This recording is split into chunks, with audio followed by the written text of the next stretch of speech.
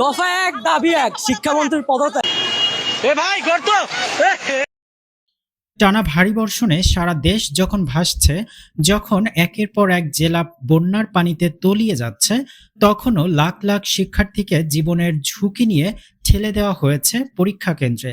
দেশের বিভিন্ন স্থানে বুক সমান পানি, ভেঙে পড়া যোগাযোগ ব্যবস্থা আর অবিরাম বৃষ্টির মধ্যে ভিজে কেঁপে এইচএসসি ও সমমানের পরীক্ষার্থীরা কেন্দ্রে যাচ্ছে। এই চরম অমানবিক ও বৈরী পরিস্থিতিতে প্রশ্ন উঠেছে, দেশের এই সংকটময় মুহূর্তে পরীক্ষা নেওয়া কি এতটাই জরুরি ছিল?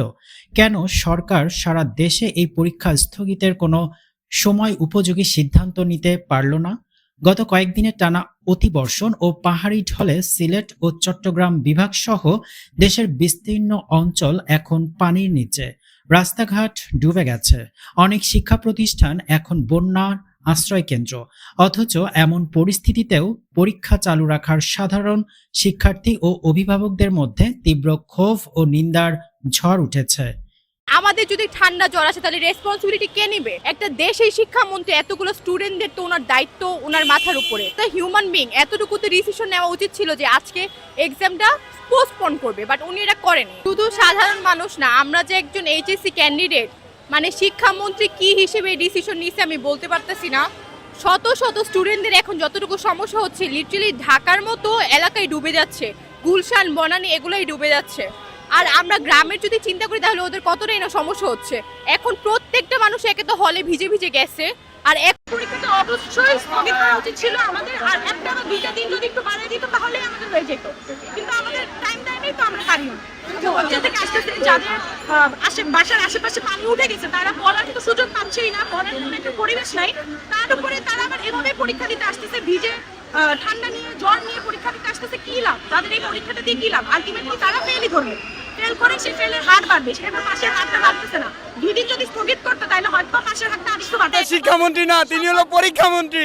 তিনি শুধু পরীক্ষার জন্য মন্ত্রী হয়েছে, আমাদের জন্য শিক্ষামন্ত্রী বন্যাটাকে পিছিয়ে দিচ্ছে। যে কোশ্চেন বানাইছে মনে হইতেছে আসলে আমেরিকা আছি ভাইয়া, বিসিএস পরীক্ষা দিয়ে আসলাম। ওনাকে নিয়ে কিছু বলা নাই, উনি এখন ঘুমে আছে, ওনাকে ডিস্টার্ব না করা হয়েছে। শিক্ষামন্ত্রীর ব্যাপারে বলবো, শিক্ষামন্ত্রীর আসলে বিবেচনা করা দরকার ছিল। আমাদের বৃষ্টির মধ্যে আবার যদি এত হার্ড কোশ্চেন করে, এমনি আমরা স্থগিত দিতে চাচ্ছিলাম যে পরীক্ষাটা, কিন্তু আসলে এটা হচ্ছে না। ধরেন হাঁটু সমান আমাদের জুতার ভিতরে দেখবেন যে এখনো পানি জমে আছে।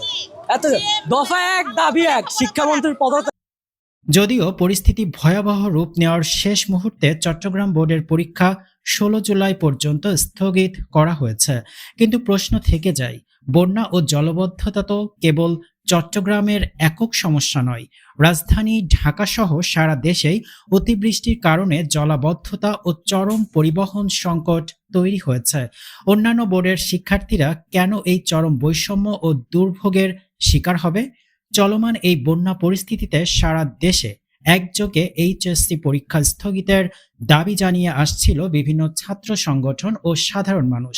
তাদের দাবি, যেখানে লাখ লাখ মানুষ পানিবন্দী, যেখানে ঠিকমতো 3 বেলা খাবার জুটছে না, সেখানে পরীক্ষা চালু রাখা এক ধরনের প্রশাসনিক নিষ্ঠুরতা। পরীক্ষা কয়েকদিন পিছিয়ে দিলে বা বন্যা পরিস্থিতি স্বাভাবিক হওয়া পর্যন্ত স্থগিত রাখলে দেশের এমন কোনো অপূরণীয় ক্ষতি হতো না, যা শিক্ষার্থীদের জীবনের চেয়ে বড়। শিক্ষাবিদদের এক অংশ মনে করেন, খণ্ডিতভাবে কেবল একটি বোর্ডের পরীক্ষা স্থগিত না করে সামগ্রিক জাতীয় দুর্যোগ বিবেচনা করে সারা দেশের পরীক্ষা সাময়িকভাবে স্থগিত করাই ছিল বুদ্ধিমানের কাজ। এতে সব শিক্ষার্থী অভিন্ন ও সমমানের মানসিক পরিবেশ পেত।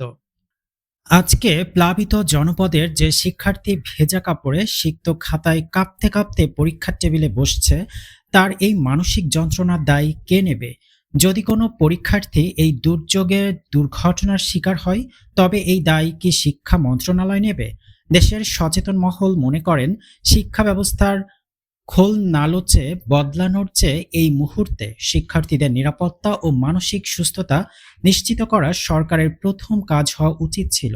জনগণের দাবি, অবিলম্বে এই একগুঁয়েমি পরিহার করে চলমান বন্যা ও দুর্যোগপূর্ণ পরিস্থিতি স্বাভাবিক না হওয়া পর্যন্ত সব বোর্ডের পরীক্ষা পুনর্বিবেচনা করা হোক।